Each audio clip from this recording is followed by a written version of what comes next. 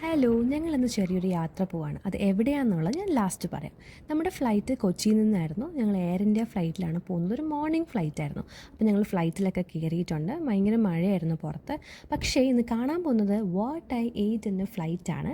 അപ്പോൾ നമുക്ക് നോക്കാം. അപ്പോൾ എൻ്റെ ബ്രേക്ക്ഫാസ്റ്റ് വന്നിട്ടുണ്ട്. ഞാനൊരു വെജ് ഓപ്ഷനും പ്രണവ് ഒരു നോൺ വെജ് ഓപ്ഷനുമാണ് ചൂസ് ചെയ്തിട്ടുണ്ടായിരുന്നത്.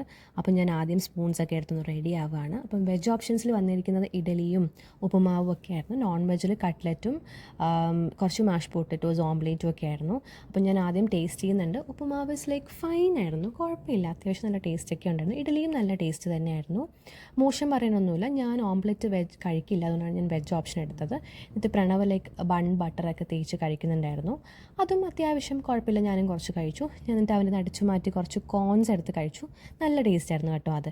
അടുത്തതായിട്ട് യോഗേർട്ടാണ് ഞാൻ പൊട്ടിച്ചത്. യോഗേർട്ട് ഞാൻ അത്ര ഫാനല്ല, പക്ഷേ ഇത് സ്ട്രോബെറി ഫ്ലേവർ ആയിട്ടൊന്ന് ട്രൈ ചെയ്ത് നോക്കാമെന്ന് വിചാരിച്ചു. പക്ഷെ നല്ല ടേസ്റ്റ് ആയിരുന്നു. ഒരു ഐസ്ക്രീം ടൈപ്പ് ഓഫ് കഴിക്കുന്ന പോലെ എനിക്ക് തോന്നിയിട്ടുണ്ടായിരുന്നു.